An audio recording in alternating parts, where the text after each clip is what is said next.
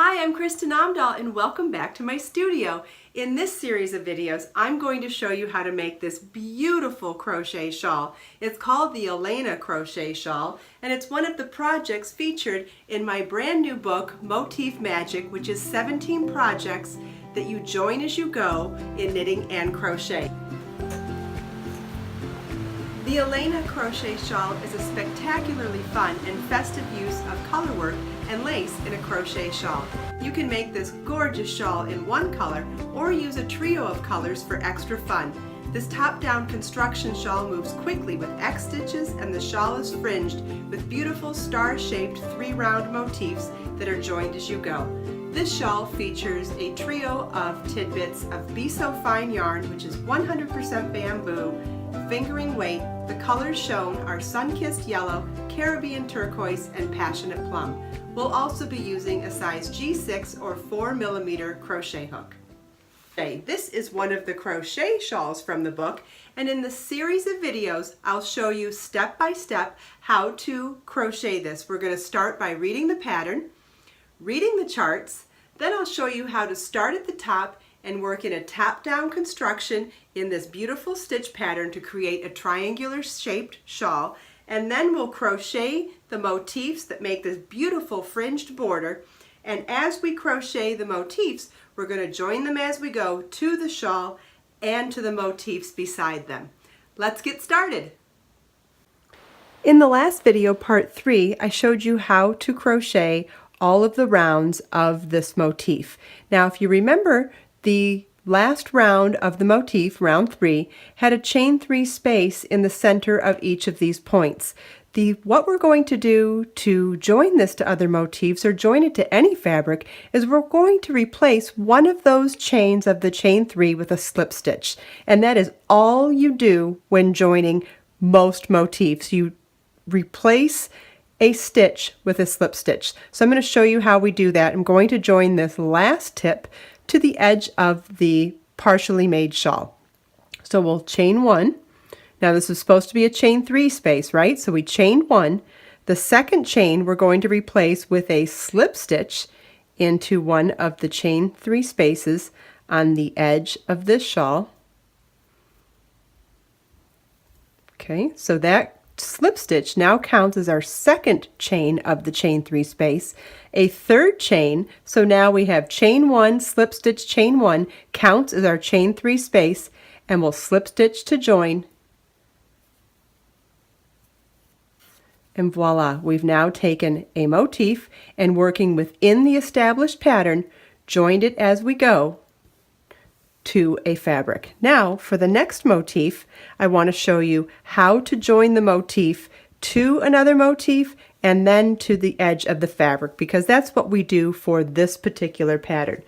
And in any other pattern I'll show you specifically, but just keep in mind that what ideally you're doing is replacing a stitch or a chain with a slip stitch. So we're ready to do this particular corner here, and so we did the double crochet, chain 1, double crochet, chain 1, double crochet. We're ready to do the chain 3 component. So we're going to chain 1, slip stitch into the chain 3 space in this motif right here.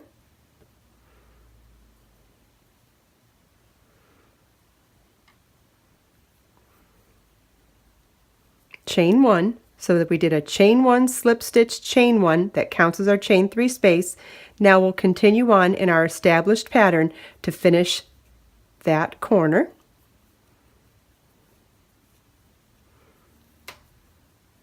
And we'll continue on in our established pattern for round 2, or for round 3. If you need a reminder on this, please go back and watch video part 3 of this series. So now we'll start in our established pattern for the next corner. And now we're ready to do our chain 3 space, but we're going to replace one of those chains with a slip stitch so that we can join it to this point here. So we're going to chain 1, slip stitch to the chain 3 space in the next corner on the same motif, same adjacent motif, chain 1. So our chain 1, slip stitch, chain 1 counts as our chain 3 space. Now we'll go back to our original motif that we're working in and continue in our established pattern.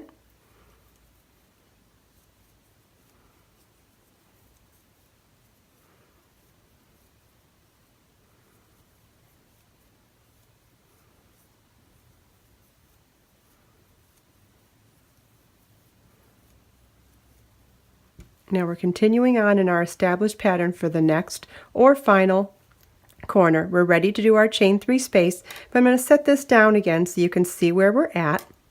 We've joined this motif to the motif next to it, and now we need to join it as well into the edge of the shawl. So we're going to replace this chain 3 space with a chain 1, slip stitch into the corresponding space on the shawl,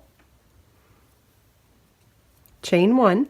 So now our chain 1, slip stitch, chain 1 counts as our chain 3 space, and we'll slip stitch to join to the beginning of round 3 of this motif. And that's how you join a motif. Here we go. And that's how you join a motif to adjacent motifs and to the edge of any fabric. Please make sure you watch all 4 videos in this series to learn all of the tips and tricks for making this beautiful shawl, and also watch all of the stitch glossary videos for more information on every stitch used in this project. If you enjoyed today's tutorial, please give this video a thumbs up, share it with your friends, subscribe to my channel for more videos, and please make sure to watch the next video in this series to get even more information on how to make this beautiful shawl. Let us make time to create, share, and inspire today and every day. I'll see you in the next video.